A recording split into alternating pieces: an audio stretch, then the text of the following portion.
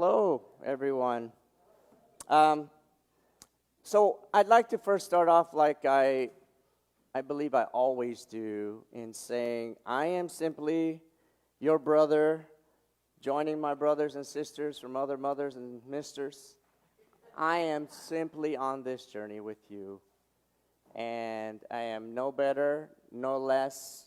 We are in this world together. So when I thought about tackling this topic, first of all, I always reflect and saying, what might be relevant enough to share. And before I dive into achieving peace of mind, I want to say some things that might be a little hard to believe, especially with the state of things going on in our life right now. But I take it with the context with everything I do when I have the blessing to talk, and I treat it as if this might be the last time I ever speak to you. Because there are no guarantees in this imperfect life. And so, if that is the case, and I don't know that, what could I leave you with so that I don't have any regrets, no matter what I say from here on out? And as crazy as it might be, or hard it might be for you to believe, it's all going to be okay. And as crazy as it's going to be, or hard it might be for you to believe, this is a grand old illusion that we're ultimately in. It's a crazy dream. And I'll tell you why it's a crazy dream, because I'll share a little bit about my background, and especially what's going on right now. I can't not but be what I call uberly empathetic to what's going on in Ukraine. I'm a product of the Vietnam War. But not only that, my mom, who was Buddhist, and we were sponsored by a Christian church, I was always struggling to find peace because there were some extreme times of just me trying to make sense of what is the right thing, who is God, and how could a God allow this to happen? Rip my family to shreds or allow war to happen. And I'm going to tell you, just personally from Rubi Ho's perspective, and that's where I went down this rabbit hole, to the point that I know this to be a fundamental, absolute, beyond the shadow of a doubt truth, where there is no doubt in my mind. This is a dream. It's the ultimate peace that you will find, I promise you, if you go down that rabbit hole eventually with me, so that you know, and you'll start knowing with all your heart that it is, because and I'm just going to talk a little bit about it, because it's the reason why it's kind of the whole context of what I'm talking about when I say achieving peace of mind. It is, if God is, and I know the entity of prime creator God is, nothing but absolute perfect love. There can be not one taint, not one milligram, not one sand pebble of not love.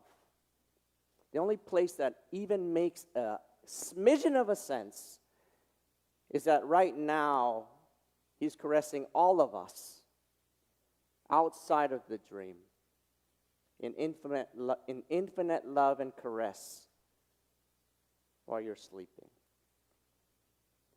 Ultimately, that is the ultimate truth that I challenge you to pursue and find that, because it is the secret to your absolute peace. So then, what I'm going to talk about then is, while we're in this state of dreaming, sleep, how do we deal with what seems so real? How do we deal with the things that are within the dream? How do we achieve the state, some semblance of what I call peace? And it's really important to share with the affirmation. And I came up with this affirmation because, again, in this state that we're in, you can't escape the imperfection that we are all bombarded with and exposed to. But ultimately, even when we handle the day and we think things are great and things are not great. But ultimately, it's this. When all is said and done, no thing, and I am very intentional about putting that hyphen, no thing at all will ultimately matter to you, except for the fact of whether or not you have attained peace of mind in all areas of your life. But ultimately, although the goal is about attaining peace of mind, it's really more about, for me, for you, in the next slide, maintaining peace of mind. And so, what's the reason really we focus on maintenance? Unfortunately, in this realm that we are in, everything around you is ultimately imperfect. I mean, pause to think about it for a little bit. Is there anything around you that is perfect? Anything. Moments, yes. But look around us. And it's the reason why we have to have this mentality of maintaining. I've used in my previous talks the need for us to be vigilant. And we can be vigilant, not in an attacking way, but vigilant to achieving the maintenance of peace of mind. Because undoubtedly, there will be always something that's going to impact our peace of mind. However, that being said, you can take peace, pun intended, and that there you will have moments where you can lay down and rest and have a quiet mind that is more so of peace. However, it doesn't mean there won't be some component in your life that is not peaceful. And the reason why I'm saying that, and the reason why that is so important, that's going to instantly release you just a little bit, and I'm speaking to the Holy Spirit within you right now, is this. I'm giving you, not like I'm this arrogant, pompous, Jesus-like dude, but I'm giving you full permission to let go of believing that you can attain full peace here. You can't. Let it go.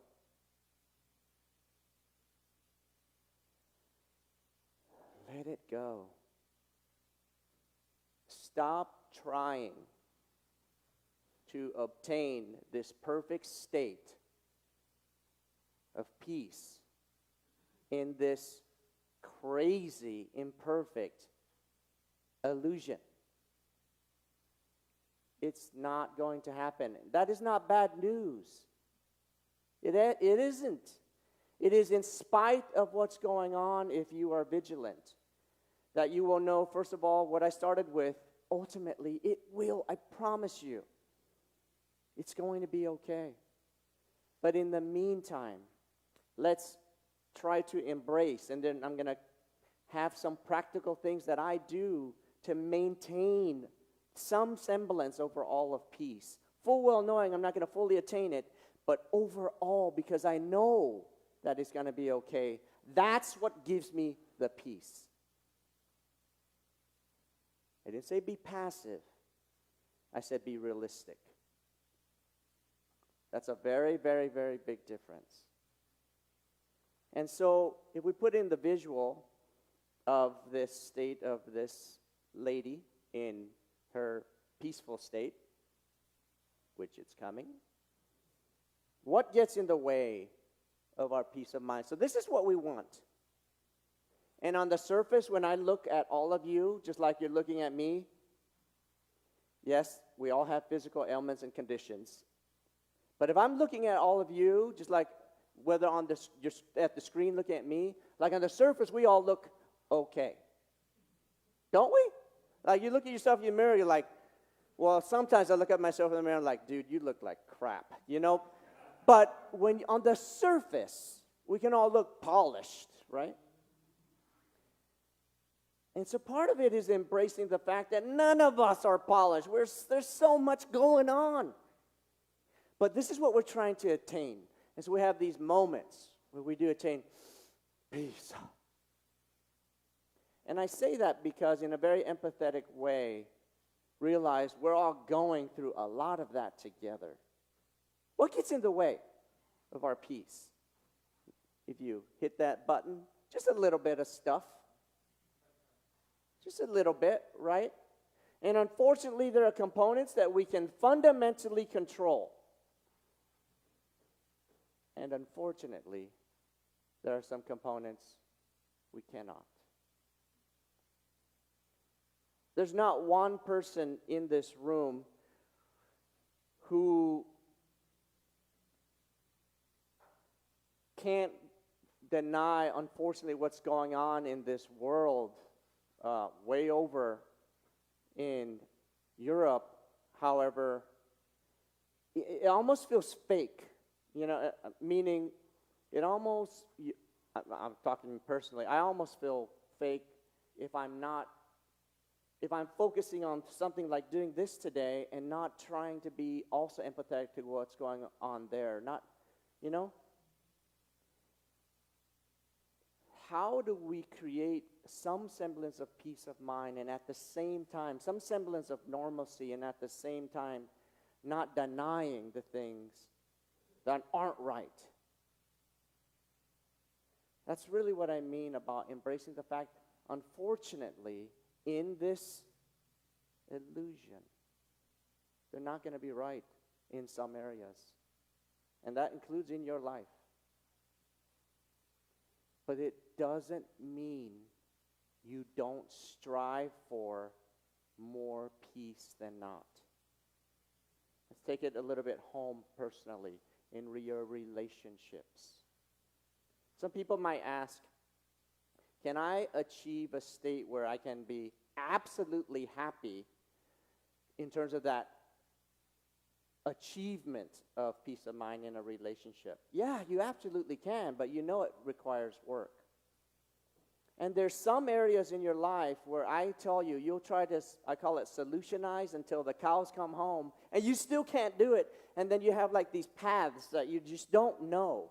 And my honey and I often, when we come into this crossroads, one of the most healthy questions you can ask yourself, because you can't get to that state of joy, because that is the goal, or happiness, you simply ask the question, if I take this path, or this path, or if I take this decision or this decision, and you all know it doesn't take much for you to reflect that you have been in there in this indecisive point. But the question to ask, and it's not a slam dunk, it just barely wins this question. The answer to this question, it is, what decision, what path brings me slightly more peace of mind?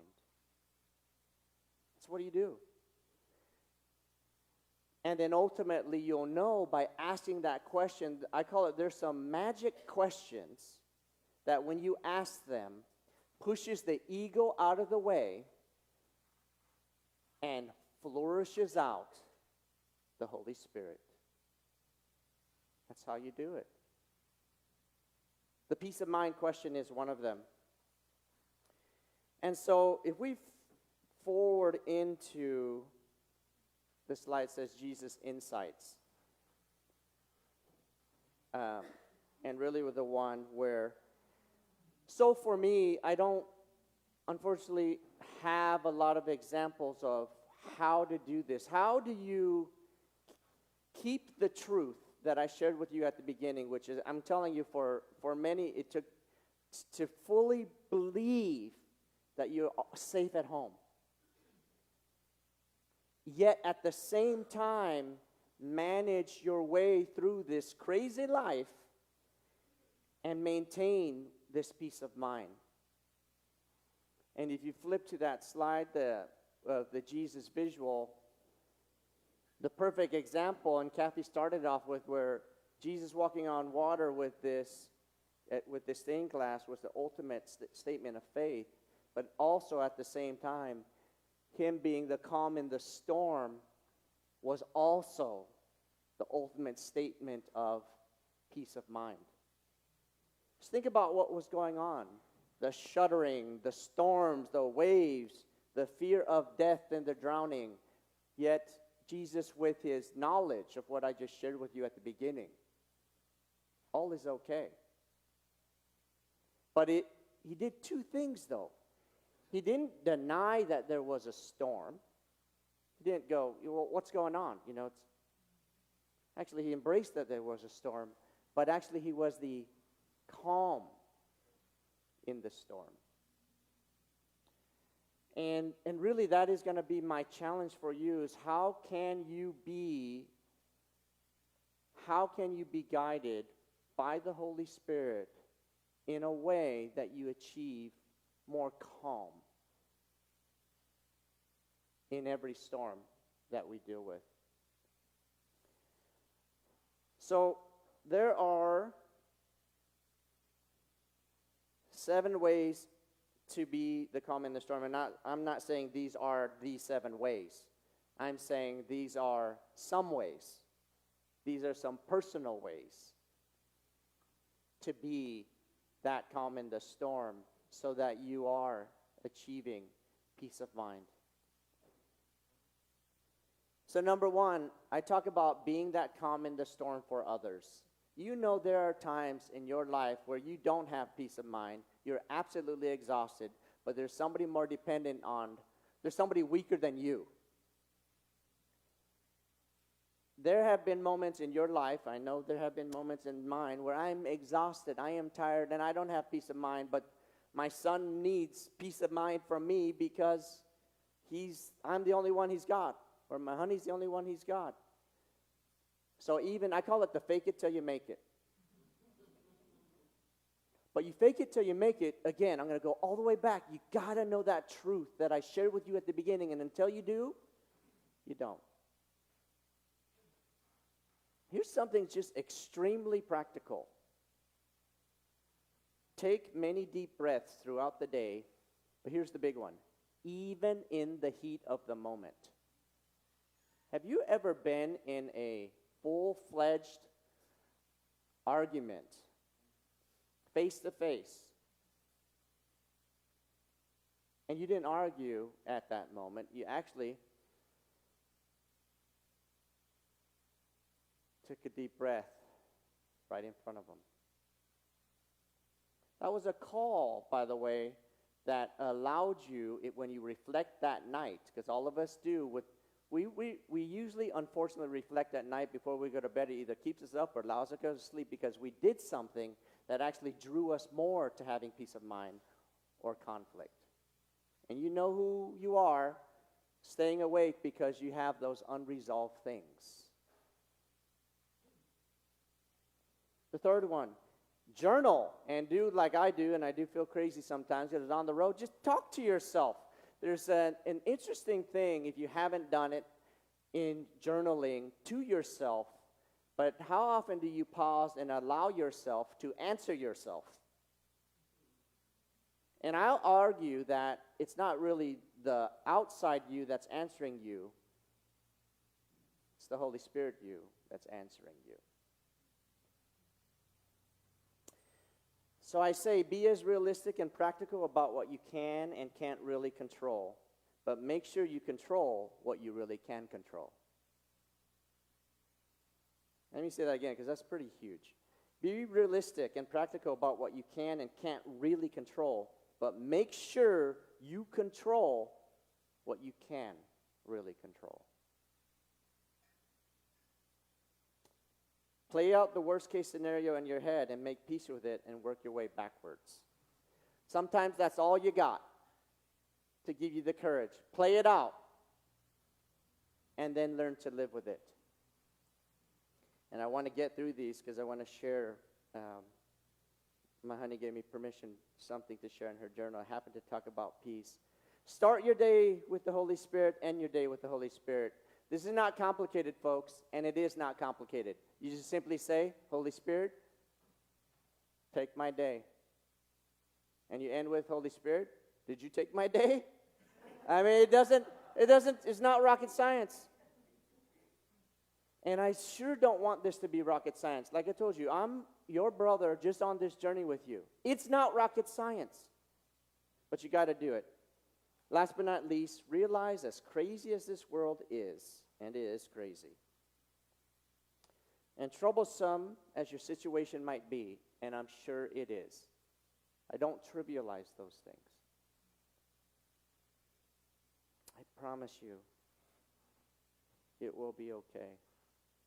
I remember when I woke up in the morning, a police officer came to our door, 8 brothers and sisters. I was 12. My sister just turned 21. We got the knock on the door by the policeman to say my mother had died in an auto accident, broke every single bone in her body, father not in our life, the whole room, house bawling. It was the end of the world for me.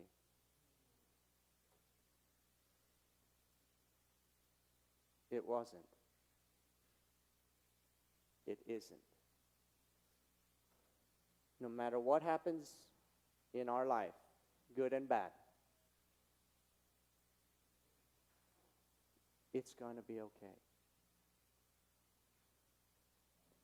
But I'm not saying lay down and keel over.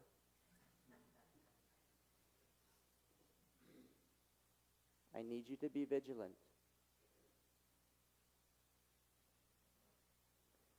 So I'm going to end with a little journaling, and just so you know, it's not mine, and I don't get into unicorns, but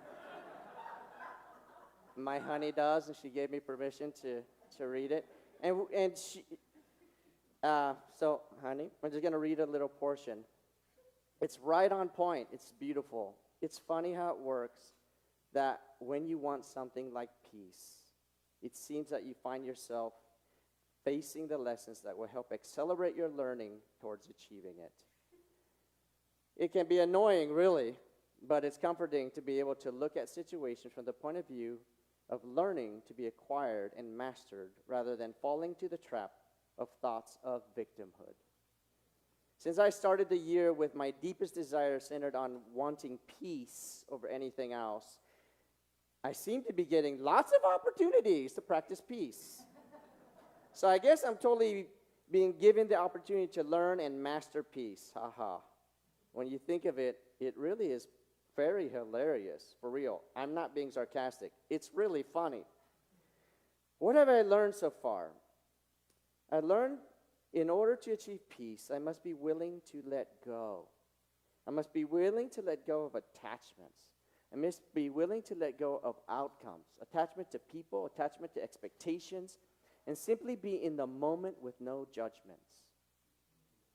Letting go of attachments didn't say not doing anything, did it? It is when things don't turn out according to my expectations that peace of mind is lost. So the issue is really the attachment to the expectations, to the way we believe things should be. And instead accept things as they are, avoiding the categorization of good and bad, but simply observing from a factual point of view. So this happened. It is what it is, and the past is already gone, so there's no use in dwelling. Moving forward, looking at now. This is what I must do. This is what I need to do. Simply from the things and situations as they come, from the perspective of now. Dwelling in the past is wasteful, and so is worrying about the future. It is really that simple. And I'm going to jump into peace is found now. Not within the past, not within the future. Peace is now. Every now. Moment by moment. It can be achieved. It just takes a lot of discipline to remove judgment from our thoughts and focus on the now as it comes. You can do it. So beautiful, honey. So, last but not least,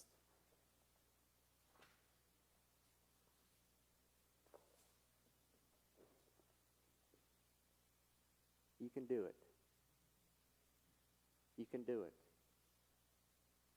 And it's going to be, it really is, sounds so cliche, and I don't mean it. It's really going to be okay. Thank you.